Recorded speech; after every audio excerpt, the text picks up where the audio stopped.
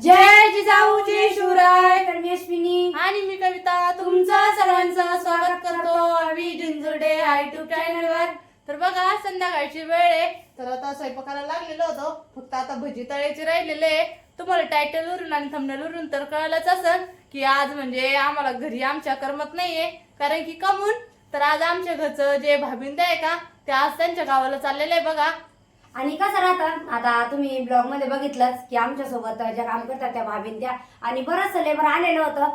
तर आता त्यांचं कसं झालं की काही कारणामुळे म्हणजे त्यांना घरी जावं लागलं, काही बरेचसे गेले आणि आता बाकीचं लेबर राहिलेलं आहे. तर बाजरी सोंगायचे ते चाललेलं होतं आमचं, आता ते पण झालं. आणि कसं आहे आणि आता आपल्या इकडले समजा कामाला जे आपल्या घरी लेबर आले आहेत भाभीन ते, तर त्यांचं म्हणजे आपल्या म्हणजे सोबत इतकं छान असं नातं निर्माण होतं ना की म्हणजे रोज सोबत हे करणं, काम करणं, जेवायला सोबत सगळं, तर इतकं भारी वाटत होतं. पण आणि आता ते सगळ्यात जाणार आहे. मेन कारण की आपल्याच घराच्या बाजूला म्हणजे आपल्या चाळीमध्ये राहत होते भाभीन ते, तर एकदम ना खरंच सकाळी उठल्याच्या नंतर भाभीसोबत बोलायचं किंवा औरत जायच्या भाभीसोबत बोलायचं तर एकदम भारी वाटत होतं. आणि उद्यापासून तर म्हणजे आमच्या घरी उठल्याच्या नंतर पण तिकडच्या साईडनं तर कोणीच राहणार नाही, त्याच्यामुळे म्हणजे मग करमणार पण नाही आम्हाला.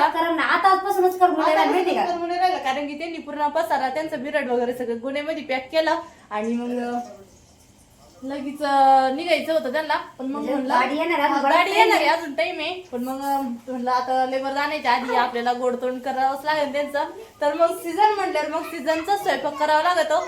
सीझन नाही जात, आंब्याचा सीझन आहे ना.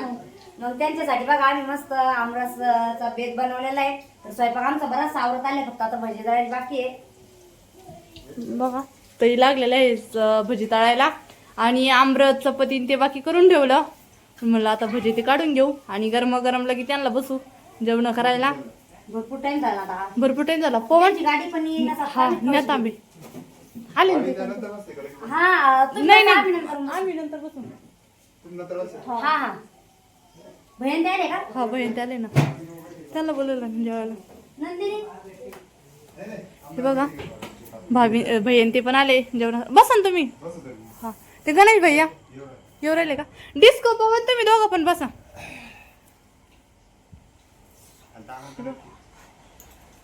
शंभू तू एक साइड न बस ना.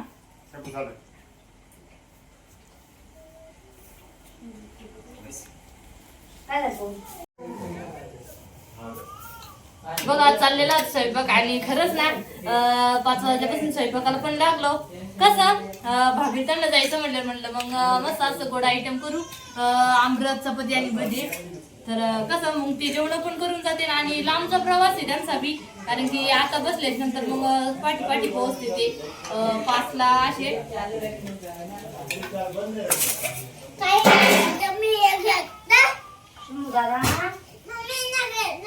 हा हा दादा देऊ का?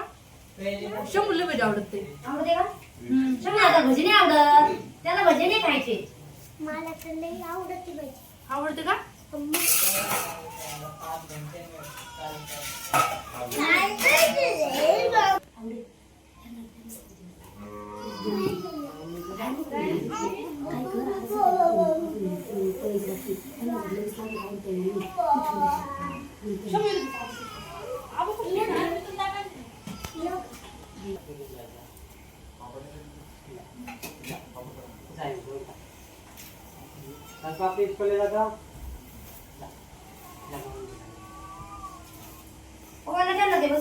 हा पवनला त्यांना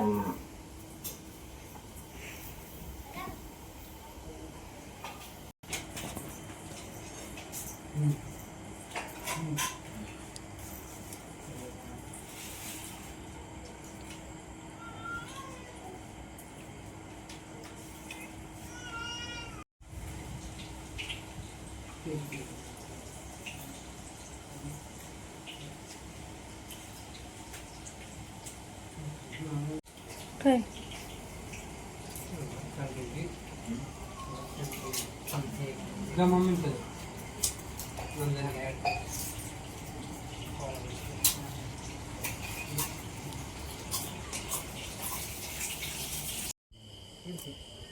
सोनपापडी आज नंदिनीला जायचं ना त्यांच्या घरी.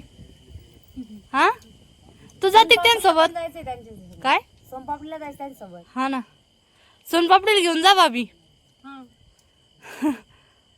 सोनपापडी जायचं का तुला करमायचंच नाही तिला उद्या इकडून तिकडून आली का नहीं करेगा इधर तुम गए उधर तो अच्छे नहीं लगा 2-3 दिन अच्छा नहीं लगता ना हमको तो बहुत सुना सुना लगेगा इधर नंदिनी तू इधर रहे ना हमारे पास नहीं भाभी कब आएगी तू बरसात में बारिश में मक्का काटने के लिए आ जाओ जल्दी से हाँ ना